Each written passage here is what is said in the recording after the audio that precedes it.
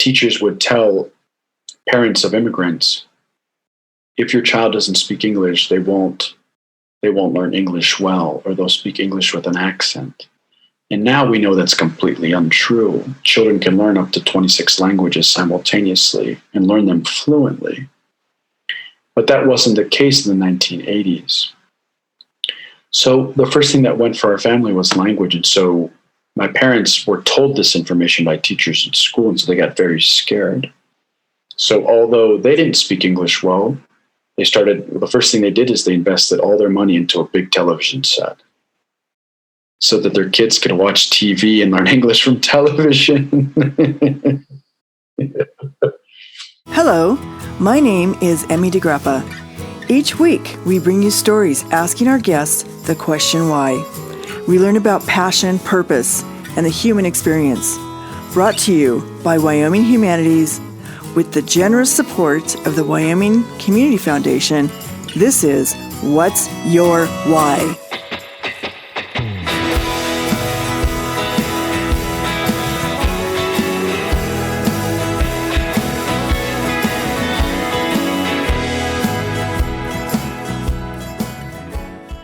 Today, we are going to take you on a journey with our guest, Baktash Ahadi. He is a communications and leadership strategist, and he was born in Afghanistan. Welcome, Baktash. Thank you, Emmy. I appreciate being here. Thank you. Absolutely. I read your bio. I love everything that you have been doing in your life. And I have so many questions about your communications and your leadership strategy and what you do. But before we go there, I want to talk about, your personal journey. You were born in Afghanistan and you joined the Peace Corps after 9/11. And just take us down that road. Sure, I'd be happy to. So my origin story is that I was born in Afghanistan 2 years after the Soviets invaded the country. And the Soviets essentially put my father's life in danger, where he had to come home and tell my mother to pack her bags, get the kids ready, and that we were going to flee the country. And what was really interesting at this point is my mother had never left her neighborhood at that point in her life. And lo and behold, my father comes back from work that day, grabs my mother, they get in a cab, and they make it to outside of Kabul, where my father had ties with the Mujahideen. And we eventually get on horseback with the guide of Mujahideen, the freedom fighters that were essentially fighting against the Soviets in Afghanistan with the support of the United States.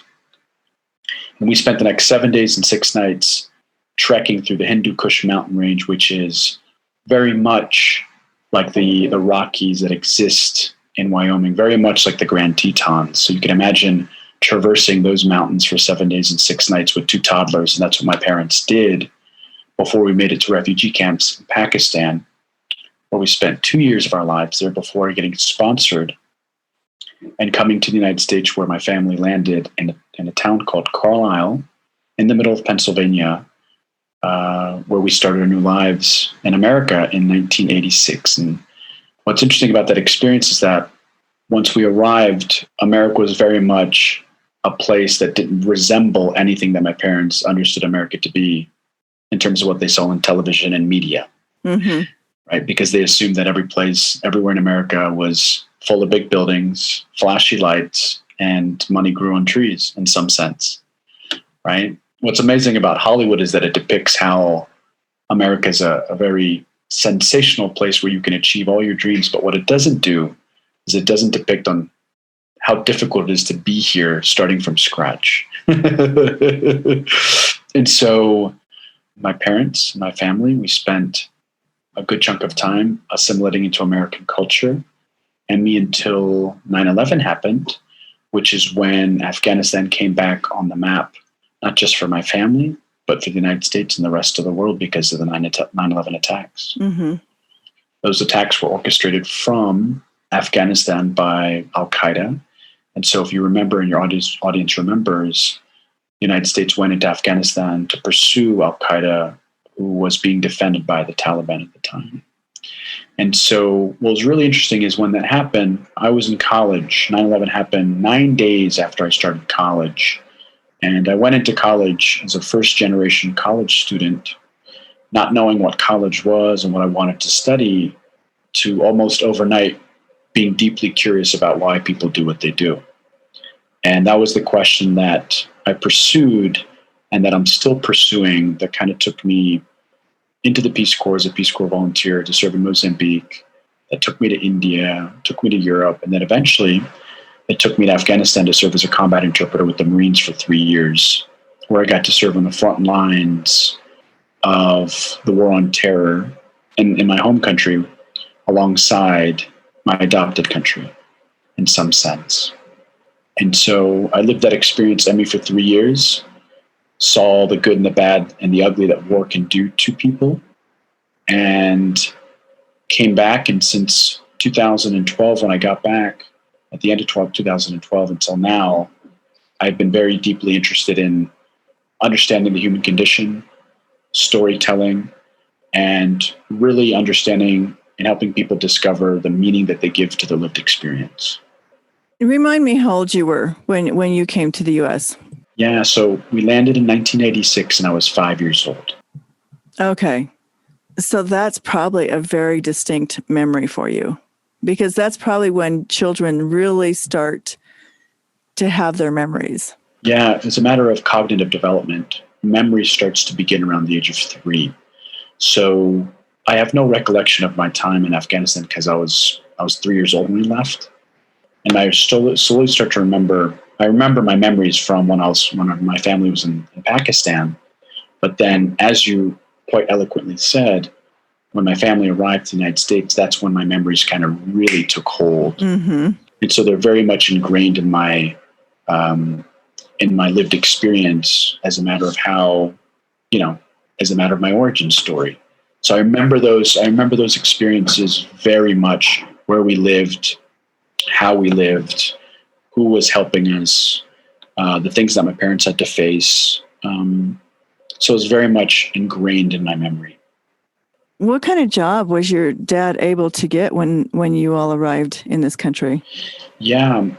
So my parents, it's important to note that my parents, when we arrived to the United States, my dad knew a little bit of English because he was taught by a Peace Corps volunteer in Kandahar in the 1960s, and he had a job as a key punch operator with USAID in Kabul before coming to the United States. And so I knew a little bit of English, not much.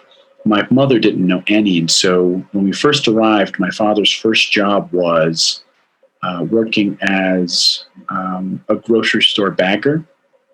So I worked in a grocery store, and my mother started to go to school to become a beautician, and she took my brother and I, Ilya and I, with her every single day. So my parents really started with nothing. We're really grateful for the church group, the St. Paul's Lutheran Church, that's sponsored my family and I. They were very much responsible for helping my parents and my family get on their feet. So they put my mother into school and my father into school, and they helped my father find a job, and they essentially helped my family navigate what it meant to be in America now. That is really incredible. And what do you think the refugee experience is today? Do you think it's similar to what you experienced, or do you think it's changed? That's a really important question. What's really important about, I think, the time in which my family came to the United States and me was that it was in the 1980s. The 1980s was a really interesting decade because I would argue it was the last decade before globalization really took off that demonstrated and showed the world that the world is smaller and smaller and smaller day by day. And the fundamental event that demonstrated that to us, I think, was 9/11. And what I mean to say is 9/11 was orchestrated from Afghanistan that affected the lives of thousands, if not millions of people across the world, in the West, in Europe, in Asia, in Africa, in South America, because overnight people knew what Islamic terrorism was. They knew the name Al-Qaeda. They knew the face of bin Laden. And it demonstrated to the world that what happens in one part of the world can affect others in a very distant part of the world. And so the 1980s was still very much distant from that. Meaning, the town that my family and I landed in, Carlisle, Pennsylvania, Emmy, was still very isolated from the rest of the world. And let me give you some examples. When you think about finding a sense of home and belonging, and you ask people to tell you about their homes, they'll tell you about the foods that they ate. They'll tell you about places in which they worship. They'll tell you about music that they listen to, right? At that time, there was none of that for my family. We couldn't find basmati rice. We couldn't find turmeric to cook with. We couldn't find cumin. We couldn't find a mosque. We couldn't find the music of my parents' upbringing, right? The technology wasn't there. The distribution services weren't there to get those sorts of things to where we were. And so that isolation in many ways really caused my family to essentially assimilate as soon as possible based on what was around us, okay? And take any job that was available to us. So the refugee experience in that way is very different from what it is now. And so now the world is more connected than ever before. So now I know many refugees that come to the United States. My parents are very much involved in helping refugees resettle in Pennsylvania, where my parents still live. And the experiences that they have is very different from my parents. Many of them, for example, know English.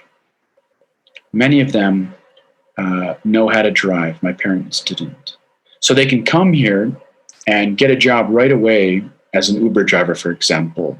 Or, for example, even when they do get a job, they're able to send money a lot easier now back to places like Syria or Afghanistan or relatives abroad. Electronic money transfer is a lot easier. So the world, I think what I'm trying to demonstrate, Emmy, is that the world is so much more interconnected that people are able to kind of find the things that they need right away to find a sense of home and belonging, which my parents didn't have when we came here in the 1980s. All right. Mm-hmm. And I think that, that experience is so interesting because coming to another country, and I remember when my daughter went to go study Spanish in Argentina, and for the first 6 months, she was so lonely because that cultural barrier when you don't know the language is huge. And I mean, she would call me crying and it's like, I wanted her to fly home so bad, but I didn't let her. And once she crossed over where the language became part of her, she ended up staying there like 18 months. And it was so funny. And then she married an Argentine. So, that language barrier is traumatic. How old were your parents when they came over and had to learn a new language?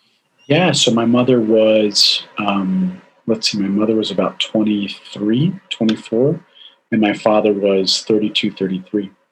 Okay. Well, that's good. At least they weren't like 50 or 60, which every year it gets harder. So let's talk about your work, because I think it's extremely interesting. It's different. And the way that you're using your words, I would like some definition, because you talk about specializing in cultural change. Yeah, the body of my work really, Emmy, is about helping people make meaning of their lived experience, which will help them eventually change their perspective or reconsider a perspective they may have on a specific topic, whether it's an external object, for example, an understanding of what a Muslim may be, or a person from Afghanistan may be, or even something even more internal to who they are, what they want, how they understand their childhood trauma, how they can give their lived experience a different meaning. And so the way I kind of do that is by really facilitating conversations about the things that I believe matter most to us and the things that we're most curious about.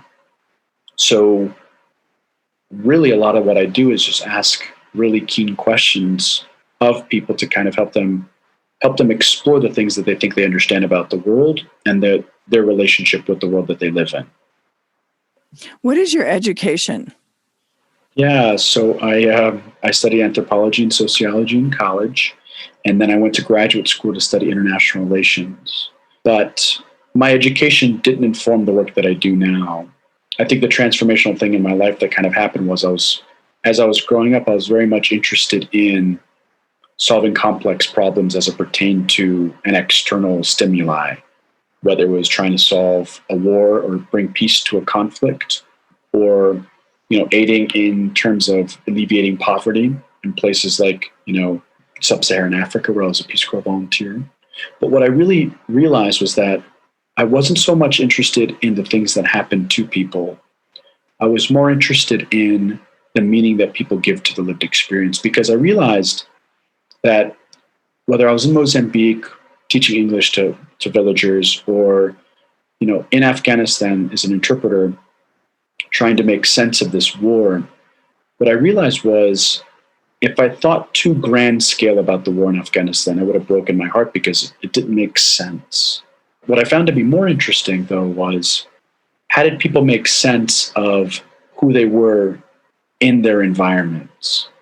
And I was really curious about people's stories. And I was really, really curious about hearing them and how they made sense of them, and how people got to where how they got to where they got. I'm currently in the process of writing my memoir, and the beginning of my memoir is going to start something like, we are the culmination of all the decisions we've ever made. And so what's really interesting is to say, what were those decisions that you made? And how were you informed to make them? What were the experiences that you kind of lived that allowed you to make those decisions? People talk about history in terms of understanding history, because once you understand history, you can kind of understand where you're going. And we do that as it pertains to locations, environments, and countries. What we don't usually do is apply that model to ourselves. And so I'm really interested in kind of understanding the story that a person, an organization, a community, or a nation tells itself about who it is, about how it's going to interact with the world. And so I do a lot of coaching for individuals. Mm-hmm. I do a lot of facilitation for companies. I do a lot of facilitation for organizations. And I do a lot of speaking about leadership. And a lot of leadership is really just about pursuing the things that you deem to be valuable, right? Their core values are related to emotional intelligence. And some of the core questions that I kind of pursue, I'll read them if you allow me. Okay. Some of the core questions that I pursue in my work are very much related to, what's your relationship? So one question that I may ask is, I'll ask people to ask themselves the question, what's the relationship that I want to have with myself? What's the relationship that I want to have with the world? What's the type of person that I want to be? How do I want to be remembered? What will I regret not doing at the end of my life? What sorts of things do I really want to think about? And how do I want to grow today? And you can ask these questions, Emmy, of anybody from any walk of life. You can ask these questions of community members, of organizations, of companies, because it really, really it helps people solidify their values and their cultural values. And so pursuing those endeavors for me are very, very interesting. And I really like to understand how people give meaning to those sorts of things that they've experienced. So in thinking about that, and just in learning also that you have a podcast, tell me the name of your podcast. Yeah, the name of my podcast is called Stories of Transformation. Okay, Stories of Transformation. Do you really see people transform, when you're working with them? Or is it really just like learning who they are and kind of their story, but not really their transformation? Yeah, that's a great question. We have to define the word transformation. And the way I kind of think of transformation is quite literally just a change in way a person sees themselves and sees how they are in relationship to the world. That in itself is a really big deal, because I think who we are in relationship to the world is our message to the world. It's the person that we actually really want to be. And so in my podcast, really the objective of my podcast is to have people share their stories so audience members that are listening can potentially learn something from them, And specifically, what's really interesting that I've learned about doing my podcast now over for a year and a half now is these stories that people have that they share with me, and the more particular that they get in their stories, there's an interesting thing that happens, that their stories become universal. It's almost as though people can find themselves in other people's stories. They can find a connection with it, even though people get more and more and more specific about their own story. And I think that's the universality of stories for human beings. And so the second objective that it achieves is that it allows people to make them feel like they're not alone. Mm-hmm. Just by listening to other people's stories, they realize, like, oh my gosh, Emmy's experience is very much like mine. Although it takes a different form, I can 1000% empathize with it. And that's really the objective, is just to kind of allow people to kind of tell their own stories about who they were, what they went through, how they potentially changed, and then, what their message is for other people. And it's really great. I think the biggest compliment that I get when I do podcast interviews is when the interviewee says to me, I've learned something new about myself by being in conversation with you. And what that demonstrates to me is that people seek to tell intimate stories about themselves to other people, because if you don't tell them, they only exist in your mind. They only exist in your head. I think it's our responsibility. I think it's my responsibility, because I really value this, is that I want to create a space where people can kind of just tell their story in such a way that it allows them to kind of remember who they are, if that makes any sense. Well, remember who they are, but also remember why they're doing what they're doing. Yeah. And, just talking out loud, even if you write something on a piece of paper, when you read it out loud, it changes the meaning of it just by reading it, and, just putting that word out there. So that's really exciting that you're doing that. I also wanted to ask you about digital transformation. Yeah. So at the end of the day, what's interesting is the thing that I think is curious is the art of storytelling. And the art of storytelling is demonstrates quite literally what an organization, what a person values, who they want to be in relationship to the world, who they are, and how they want to have a relationship with themselves. And so in the context of this digital age that we live in now, if you aren't living your story digitally, nobody will essentially know who you are. It's the nature of the world that we live in now. And I think COVID, in some sense, has demonstrated that to us. You have to adapt, and you have to essentially absorb what's happening in the world. There's a reason why there's an uptick in podcasts. There's a reason why there's an uptick in television views and television shows. There's a reason why there's an uptick in online education.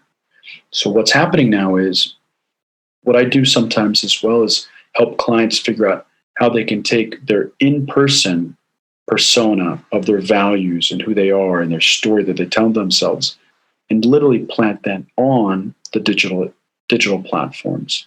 And that can take the shape of filmmaking, podcasting, interviewing, facilitating. It's really about how people want to show up online. And believe it or not, I mean, you work in storytelling, and you work in radio. And so this is very much your life's work. And what's interesting is, although you've had exposure to this, the world in some sense hasn't. And so now there's a huge shift to come online, to live and work amongst distributed teams with somebody in Jackson, somebody in Rock Springs, somebody in Laramie, somebody in San Francisco, and another person doing all your programming in Vietnam. So we have to ask the question, how are we going to be in relationship with each other online? How are we going to maintain these relationships? How are we going to essentially take what we know and throw it online? And how will we manage it? And so a lot of the work that I do is really working with people to figure out how they're going to work in distributed teams, how they'll maintain a sense of cohesiveness, how they'll crystallize their brand, how they'll share their brand. So it's really just about understanding who you are, but doing it from a place of doing it online. Well, I think the recording of the human experience is really important because that's why I do what I do for the humanities. But I also am really pretty tired of COVID. So I'm not really excited about thinking about everything digital and never seeing another person or being so isolated from people. That really does turn me off because I think the human experience is about the touching and the feeling and, the face to face and really just understanding a person when you have a meal with them. I grew up in a big Hispanic family. Having a meal and sitting at the table and talking for hours was just part of our life. And I'm sure in your culture, it's the same way. Yeah. And I was going to ask you, like, how did you hold on to your culture when you came to this country? I mean, you talked about assimilation. How did your parents deal with that? What's interesting about the American experience is that, especially in the time where my family came to the United States, there was a huge push to assimilate as soon as possible. And so the first thing that you give up is your language. It's what happens. And I'm not sure if you remember, but in the 1980s, there was a concerted effort to have immigrants assimilate to American culture as soon as possible under the American Project. So in educational institutions around the United States, especially in small towns, teachers would tell parents of immigrants, if your child doesn't speak English, they won't learn English well, or they'll speak English with an accent. And now we know that's completely untrue. Children can learn up to 26 languages simultaneously and learn them fluently. But that wasn't the case in the 1980s. So the first thing that went for our family was language. And so my parents were told this information by teachers at school, and so they got very scared. So although they didn't speak English well, the first thing they did is they invested all their money into a big television set so that their kids could watch TV and learn English from television. Lucky you. Okay. So a lot of the English that my brothers and I learned was from 1980s action films and Nickelodeon and Sesame Street and all the things that were happening on TV, whether it was The Price is Right or Wheel of Fortune, just all these different things that we were just exposed to as young kids. So that was really difficult, right? So in that moment, it wasn't difficult because as children, you don't know any better. But I think for my parents, it was really difficult. And we were in the path of assimilating as soon as possible until 9/11 happened. And 9/11 was a very interesting experience for not only Afghans, but for Muslims in America, whereby there was no more, we were confronted by people either being very curious about who we were or being very fearful about who we were. And both parties existed in my life. Like I remember being threatened as a young college student. Who are you? You're associated with these people. This is your country. We're going to bomb your country to smithereens.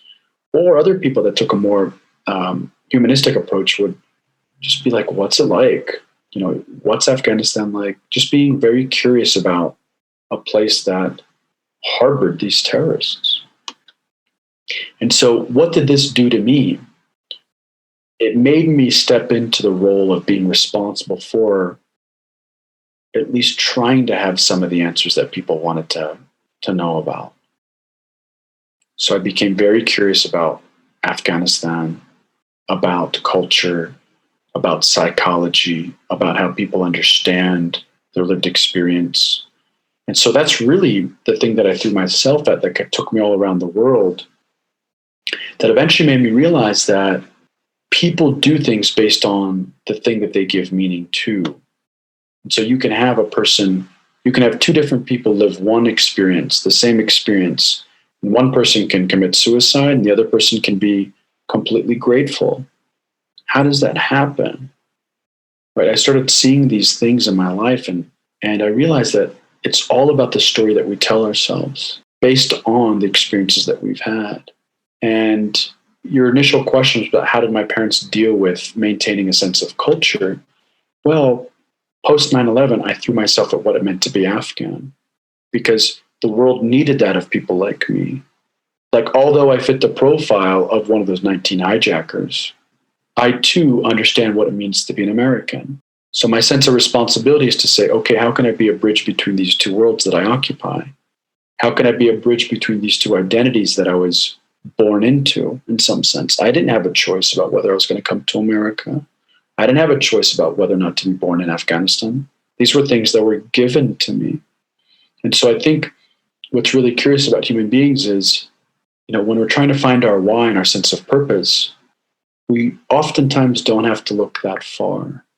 Sometimes we get confused and we lose our way because of what society tells us we ought to do.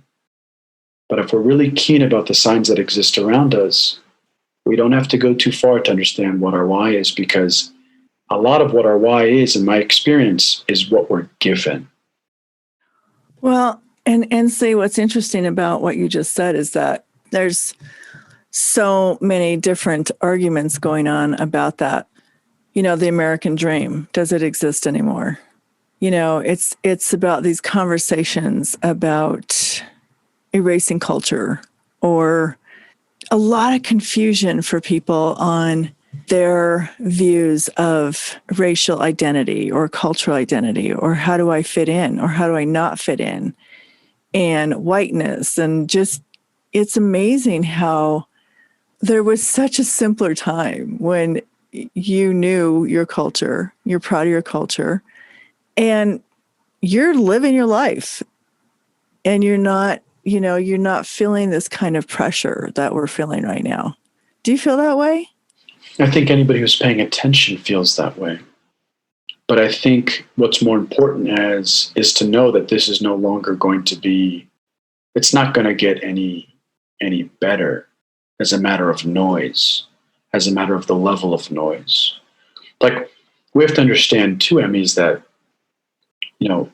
human existence, we are at the apex of the animal kingdom because of our ability to create and produce new technologies, right? Whether it's writing, whether it's language, whether it's, the airplane, whether it's railroads, whether it's the internet.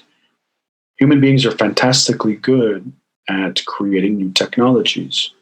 So I think what people have to realize is that we will continue to build technologies where everybody feels like not only are they the protagonist in their own story, but that everybody should listen to their story. Right? And so what does that lead to? It leads to everybody being their own media center. It leads to everybody being their own loudspeaker to the view and perspective that they have of the world. And so the confusion arises when people listen to those voices and they don't know who they are. And that's what I'm kind of getting to, is your sense of purpose and your why.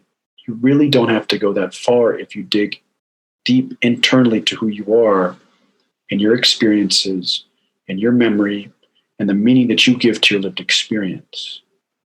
Because that's your life, right? If you listen to everybody in the world out there that tells you what it means to be white, or what rich people should do with their money, or how victimized this specific group of people are, then it's not to say you shouldn't listen to those voices and those opinions, but you should do it from the perspective of realizing that everybody's speaking from a place of their own lived experience. One data point is not all the data points, right? Just as though people are listening to me, not everybody who has the immigrant experience is going to have my experience. Not everybody from Afghanistan thinks the way I think. Not everybody from Pennsylvania is going to speak the way I speak. And so I think that's really important for people to think about. It's like a person is one entity. Although they're a node in a network, there's still one entity that they're showing you a part of who they are, not all of who they are, a part of who they are. Well, I really like when you said that we are our own media center, because I think that is so true and good and terrible at the same time. But, sometimes when you're just so busy out there yelling and making your own noise, and you lose the ability to listen you lose the ability to be empathetic. You lose the ability to walk in someone else's shoes. So I think that is the danger. Like, I'm just going to tell everybody about myself and my journey and my story, and it's all about me. And I really don't care what you have to say, because you're not me. And I'm me, and I'm important. I'm on Facebook. I'm on Instagram, whatever. So I think there is a very dangerous place of being narcissistic. Yeah, I think that's right. I think what's interesting is those that are sensational are getting everybody's attention, hence the reason why they're sensational. And I mean, as a matter of the media landscape, whether it's CNN, Fox, Facebook, Instagram, Twitter, TikTok, Snapchat, everybody wants engagement and everybody wants to capture your attention. Everybody's in the attention capture business. That's the name of the game. That's the name of the game. And so how do you capture people's attention? Well, you have to scream the loudest and you have to be the most provocative, even though that provocation may not be based in any reality. Unfortunately, that is very true. Right. And so what I would suggest for people is to say, misinformation spreads like wildfire because it's sensational. People need to think about the contextual space in which this information is happening, whether it's a video, whether it's a conversation, whether it's a snippet of a conversation. People need to understand the context in which it's happening, because otherwise everything taken out of context could be seen as abusive, offensive, racist, homophobic, xenophobic. Taken out of context, many things can be perceived that way. But in context, they could be really funny. Or in context, they could be proving a very, very important point. You just have to understand what is actually being said. I mean, that's the beauty and detriment of language. It's beautiful because it helps you interpret what's going on internally and mapping it to what's happening externally. But then also, if somebody doesn't understand how you're using language and environment and they map it to their environment, it doesn't map the right way. So people need to be extremely keen about context, sensationalism, how these structures are set up so that people are engaged nonstop to these platforms. And I think the main lesson from this part of the conversation, Emmy, is that the world is going to continue to tell you what they think you should do, and how you should feel and how you should think, more so now than ever before. And so people's responsibility is to say, that's interesting, but to know yourself, especially in a world where everybody's shouting, telling you how you should act as a Hispanic woman in Wyoming, is interesting. The person who was probably only ever doing that to you before was probably your mom, your aunt, or a grandmother. Now it's all of Twitter telling you how to act based on your identity. And so the confusion arises because now we feel like, since there's information out there, we should give all the information equal praise and equal validity, when in fact, I think it's the opposite. Yep. I think that's great. And this is a really good place to end our interview, because that is such great advice, is to take the time and just be quiet so that you can know yourself, because it's all the noise out there that's telling you who to be, what you should be, why you should be, and taking the time to read and write and, have that space of quiet. I think it's so important. Yeah, I think that's right. Thank you so much for talking to me today. Thank you for having me, Emmy. I appreciate it. Yeah, absolutely.